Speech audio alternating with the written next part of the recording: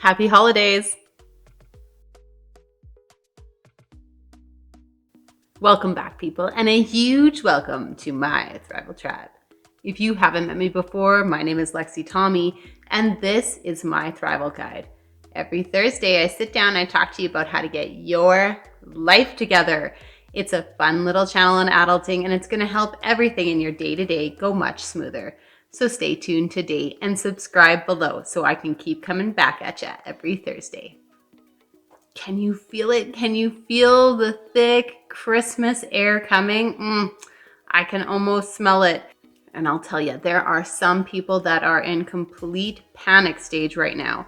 They are buying up their Christmas gifts. They are trying to wrap them. They've got events coming at them, and they are in total panic mode. But don't worry. If you are done your Christmas shopping and ready to go, or if you're in a complete panic, you are in great hands. I've got some tips and tricks to help you stay calm during the Christmas season. Some of the simplest Christmases for me were the most amazing. So let's keep it simple and let's discuss that perhaps being calm is half of the Christmas spirit you've been looking for. The first thing that I do when I am in a busy season is that I identify any sources of stress, be present with yourself, and decide whether calm is actually your priority. Reduce financial stress by setting boundaries and getting a real perspective of what your limits actually are. Another big thing may be just wrapping your mind around having limits and being okay with that. Understanding why you're setting your own boundaries can make a big difference, and having a simple reminder throughout the Christmas season as to why this is your goal. And be open to options. Let's say that your stressor is cooking. Maybe instead, I know our grocery store just down the road actually makes up pre-ordered Christmas suppers. My parents ordered them for us one year during COVID and sent it to our house as their Christmas surprise. And it was awesome. Probably actually the best turkey. Sorry, Mom. Sorry, Grandma. Sorry, all the grandmas in the world, but probably the best turkey that I have ever had in my entire life. And when you look into the packages, they actually weren't that expensive. So check out your local grocery store if cooking is a stress for you. You add it to a bunch of casserole dishes, you lay it out beautifully on the table, warmed up, and you're ready to go. Tell me if that is not a de-stressed situation. Does shopping stress you out? Shop online. There are many options available now. In fact, Amazon was very smart this year and sent us out a catalog that was really centered towards kids. Like, how did they know? Marketing experts, I guess. But it was beautifully done up. It was a good way of going through and finding out what's available. If shopping is your trigger point, consider this as an option. Have it sent right to your door, even wrapped. Another big thing for me is to check out my plan and to plan for it. I'll tell you, there's ways that I can get distracted that people have never even heard of before. This is why I am as organized as I am, because I'm easily distractible. I'm like a squirrel. So if you want to keep on task, set timers. That's what I do. So I'll have timers go off. Let's say it's a Saturday and the event is Christmas supper, and I'm throwing the party and I'm hosting. I am going to set timers for peel the carrots, put the potatoes on, put the turkey in the oven, like all of the things. I'm not relying on my ability to remember everything and put everything together perfectly. I'm setting reminders because I know that I'm going to need them. And in the meantime, I can enjoy and actually visualize and actually participate and actually have fun during the day. It also gives me some time to finish up what I'm doing and get home if I was running out to get an ingredient or was tobogganing with the kids at the snow hill. I don't lose time and I don't get off track because I have little reminders to keep me on my way. If stuff is your trigger point, start looking at Christmas as one in, one out. If you're like me, stuff, clutter, items randomly thrown around really stresses you out. So instead, clear everything off in your decorating scheme, clear all the surfaces off, pack them all away, and set up your little Christmas decor in a simple, clean, uncluttered way. And as things come into your house during the Christmas season, think of it as one in and one out.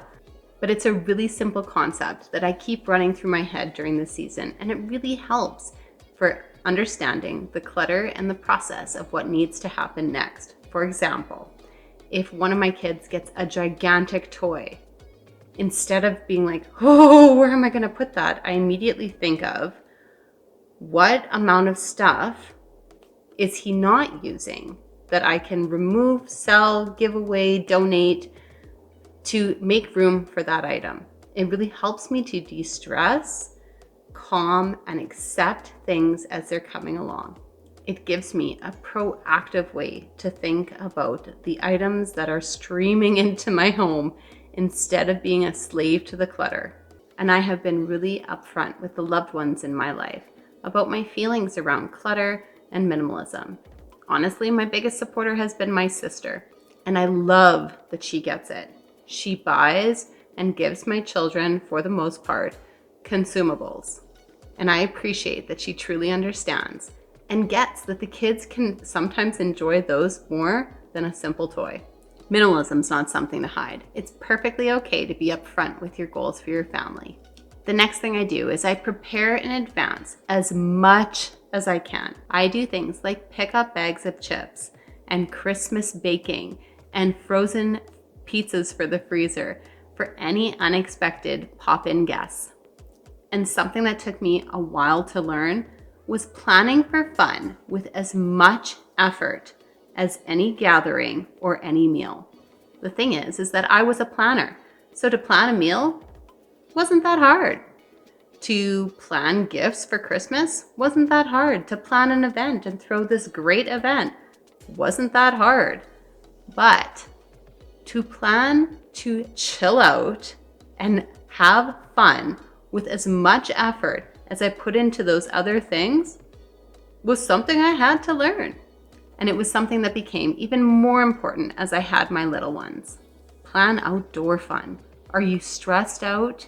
Go play outside in the snow with your kids for a couple minutes. It doesn't have to be a long time to make a snow angel, but I'll tell you, your kids will remember doing it with you. Plan for some time to do those things. Eliminate the distractions so that you can get to them and be present while you're doing them.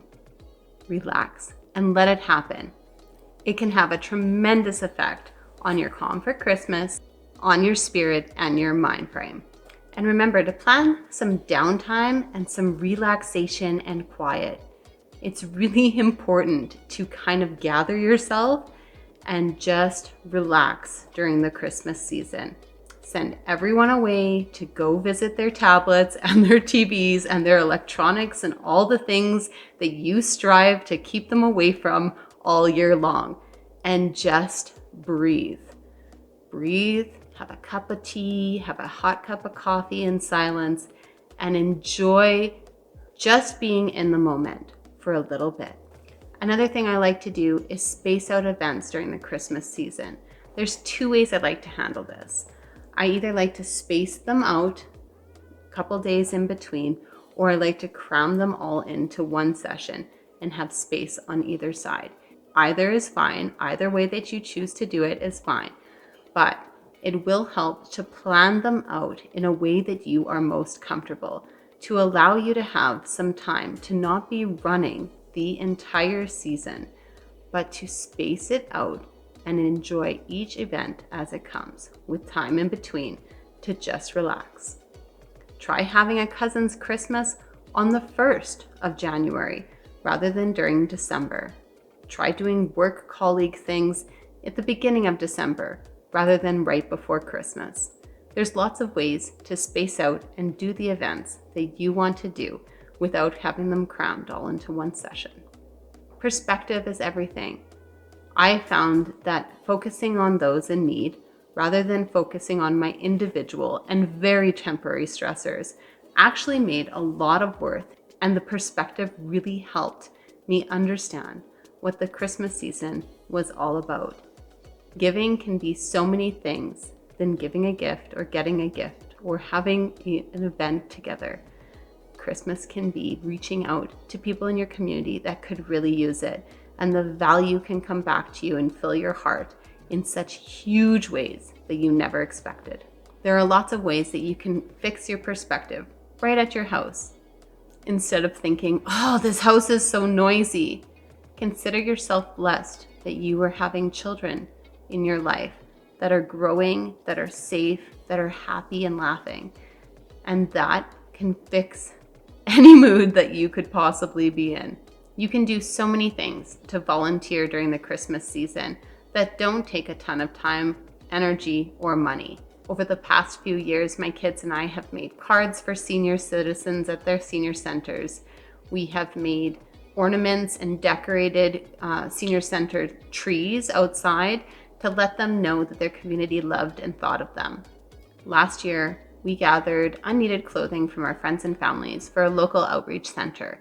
It went a long way to clothing those in need. This year, we're going to be making up turkey buns and donating them to our local community fridge.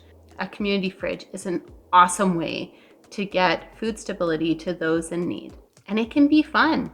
Instead of throwing a big event, make that the event. Involve your children, your friends, your family. Do it virtually if you like. It can be a great time to visit and laugh and share and feel the sense of Christmas in a whole new way. Make it simple. Cut out the excess. Celebrate the minimalist Christmas and give it a try. It may be your best Christmas yet. If this video helped you, let me know in the comments below. Like and subscribe so I can keep coming back every Thursday. Merry Christmas to all of you, and welcome Thrivers to my Thrival tribe. We'll see you soon.